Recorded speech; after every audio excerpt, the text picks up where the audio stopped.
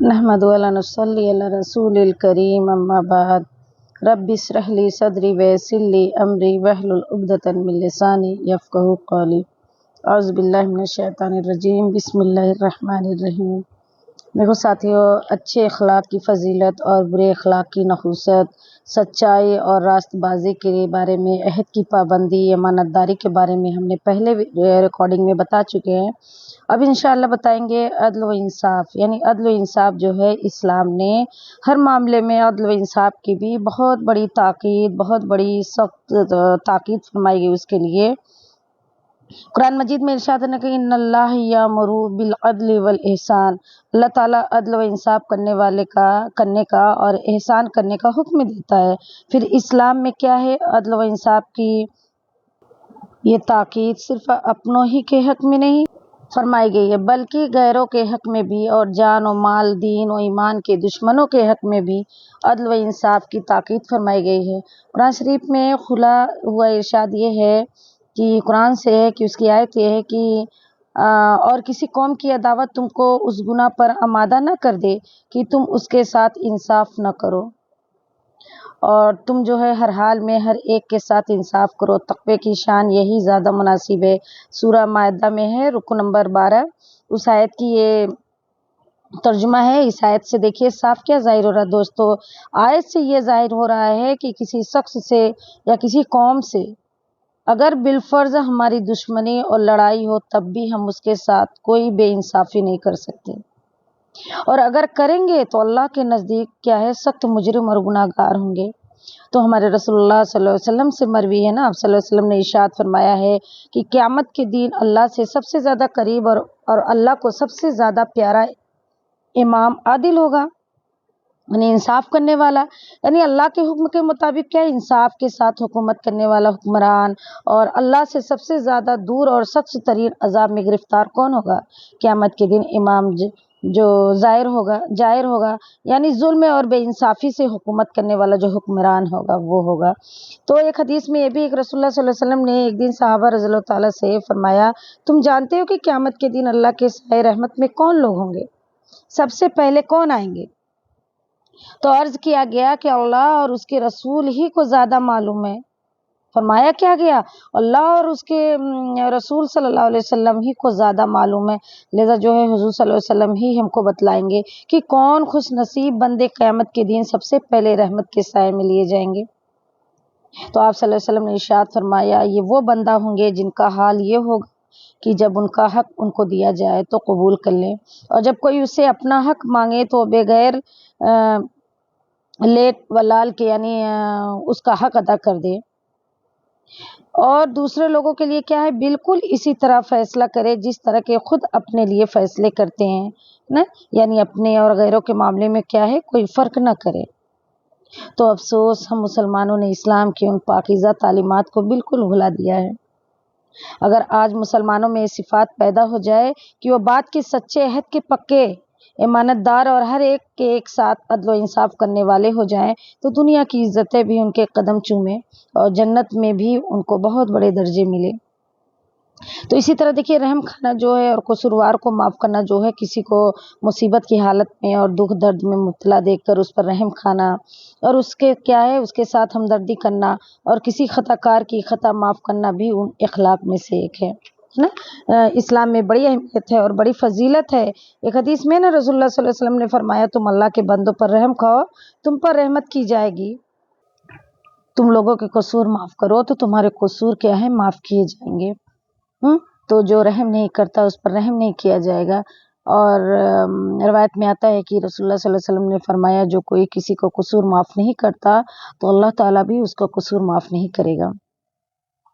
तो देखिए, रहम खाने वालों पर जो है रहमान रहमत करता है। तुम ज़मीन वालों के साथ रहम का मामला करो, तुम पर आसमान वाला रहमत करेगा। हदीस से साफ मालूम होता है दोस्तों, साथियों, बहनों की इस्लाम जो है दोस्त और दुश्मन जो है सबके साथ, बल्कि ज़मीन में बसने वाली सब मखलूक के साथ रहम दिली की तालीम देता है। सुभान अल्लाहिल अज़ीम। ایک حدیث میں یہ بھی ہے کہ رسول اللہ صلی اللہ علیہ وسلم نے فرمایا کہ کسی شخص نے ایک پیاسے کتے کو جو پیاس کی شدت سے اور کیچڑ چاٹ رہا تھا اس پر رحم کھا کر پانی پلا دیا تھا، تو اللہ تعالیٰ نے اس کے اس فعل کے بدلے میں کیا کیے، اس کو جنت عطا فرما دی۔ افسوس اللہ کی مخلوق پر رحم کھانے اور سب کے ساتھ ہمدردی کرنے کی جو صفت ہم سے نکل گئی ہے، اور اسی واسطے ہم خدا کی رحمتوں کے قابل نہیں رہے۔ تو اسی طرح دیکھیے نرم مزاجی جو ہے، نرم مزاج ہونا لین دین میں اور ہر طرح کے برتاؤ میں نرمی اور آسانی کرنا بھی اسلام کی خاص تعلیمات میں سے ہے۔ اللہ تعالیٰ نے فرمایا کہ نرمی کرنے والوں اور آسانی کرنے والوں پر دوزخ کی آگ حرام ہے نا۔ تو اگر ہم رحم کریں گے، اگر نرمی کریں گے اور آسانیاں پیدا کریں گے تو اللہ تعالیٰ کیا کریں گے، ہم مسلمانوں پر جو ہے دوزخ کی آگ حرام ہوتا ہے نا، کہ دوزخ کی آگ ہم کو چھو نہیں سکتی۔ اللہ تعالیٰ نرمی کرنے والا ہے اور نرمی کو پسند کرتا ہے، اور نرمی پر اتنا دیتا ہے جتنا سختی پر نہیں دیتا۔ تو دیکھیے ناگوار باتوں کو برداشت کرنا اور ایسے موقع پر غصے کو پی جانا بھی اس اخلاق میں سے ہے جن کو اسلام سب انسانوں میں پیدا کرنا چاہتا ہے نا۔ اسلام سب انسانوں میں پیدا کرنا چاہتا ہے یہ کہ اور اللہ کے نزدیک ان اہل ایمان کا بڑا درجہ ہے جو اپنے اندر یہ صفت پیدا کر لے، یعنی قرآن شریف میں جہاں ان لوگوں کو تذکرہ کیا گیا ہے جن کے لیے جنت سجائی گئی ہے، وہاں ایسے لوگوں کا خاص طور سے ذکر کیا گیا ہے۔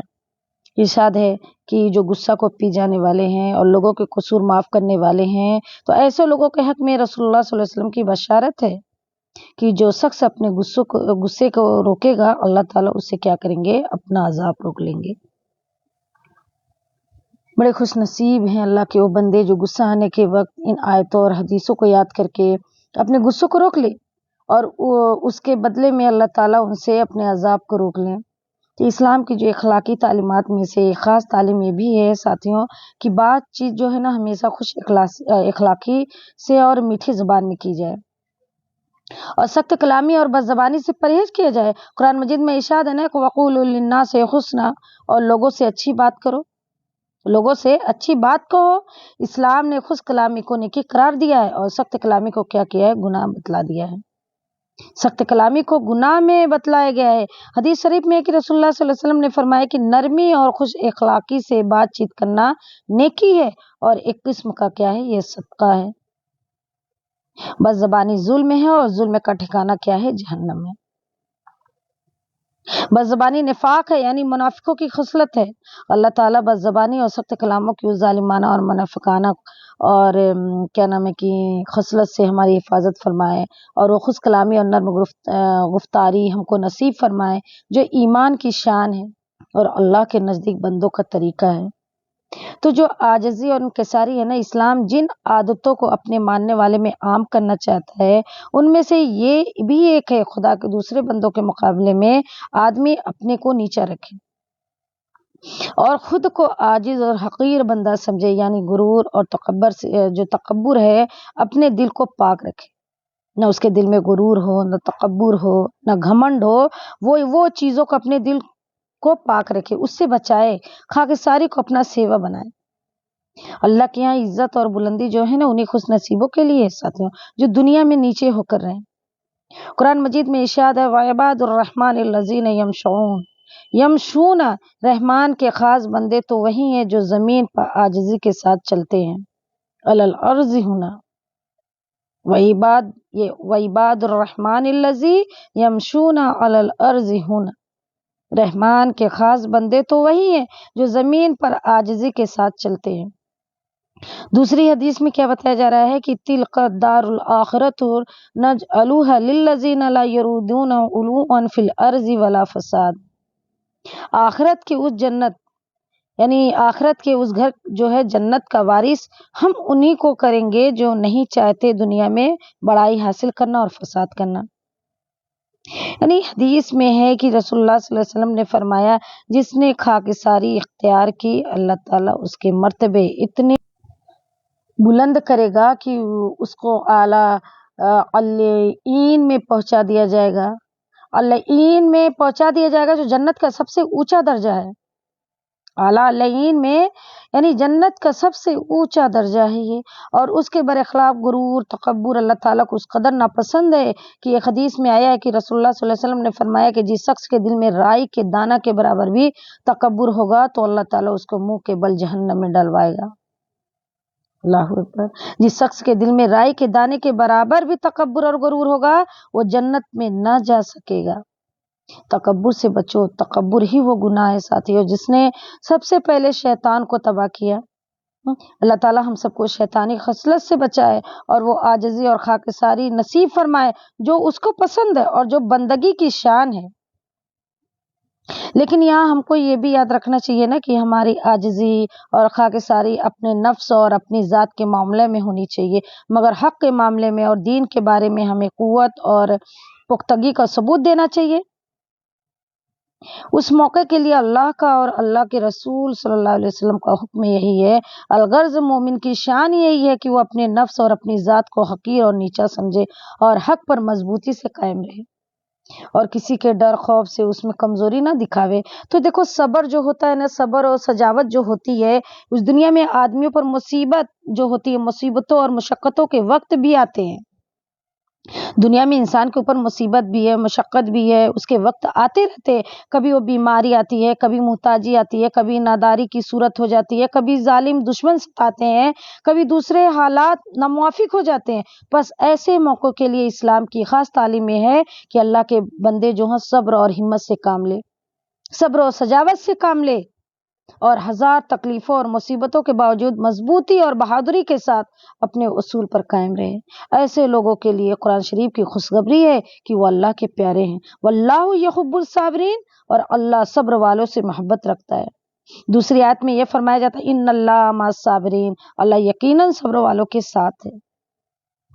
تو یہ آیت میں ان ایمان والوں کی بڑی تعریف کی گئی ہے نا کہ جو تکلیف اور مشقت کی حالت میں اور حق کے لیے جنگ میں ثابت قدم رہے اور قربانی سے نہ بھاگے۔ اور جو لوگ سختی اور تکلیف اور جنگ کے وقت ثابت قدم رہنے والے ہیں وہی ہیں جو سچے ہیں اور متقی ہیں۔ تو حدیث میں آتا ہے نا، رسول اللہ صلی اللہ علیہ وسلم نے فرمایا صبر کی توفیق سے بہتر کوئی نعمت نہیں۔ تو ایک دوسرے حدیث میں یہ بھی ہے کہ صبر آدھا ایمان ہے، اور اس کے برخلاف جو ہے بے صبری اور بزدلی اسلام کی نگاہ میں بدترین عیب ہے۔ اس کے برخلاف ہے بے صبری اور بزدلی اسلام کی نگاہ میں بدترین عیب ہے، جس سے حضور صلی اللہ علیہ وسلم اپنی دعاؤں میں بکثرت پناہ مانگتے تھے۔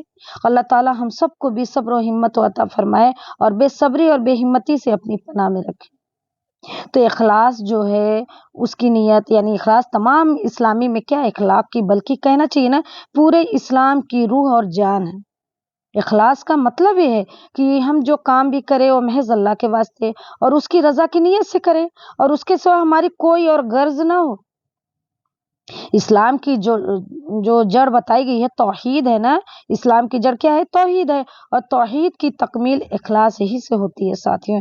یعنی کامل توحید یہی ہے کہ ہمارا ہر کام اللہ کے واسطے ہو اور صرف اللہ ہی کی رضا اور اس کا ثواب ہی ہمارا مطمئن نظر ہو۔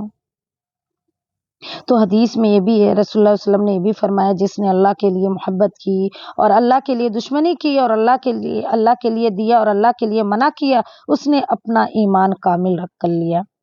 مطلب ہے کہ جس نے اپنے تعلقات اور معاملات کو اپنی ذاتی خواہش اور دوسرے غرض کے بجائے صرف رضا الہی کے ماتحت کر دیا، وہی اللہ کے نزدیک کامل مومن ہے۔ اللہ تعالیٰ تمہاری صورتوں تمہاری جسموں کو نہیں دیکھتا بلکہ تمہارے دلوں کو دیکھتا ہے۔ یعنی اللہ تعالیٰ کی طرف سے جزا اور ثواب کا معاملہ خلوص اور دل کی نیت کے مطابق ہوگا۔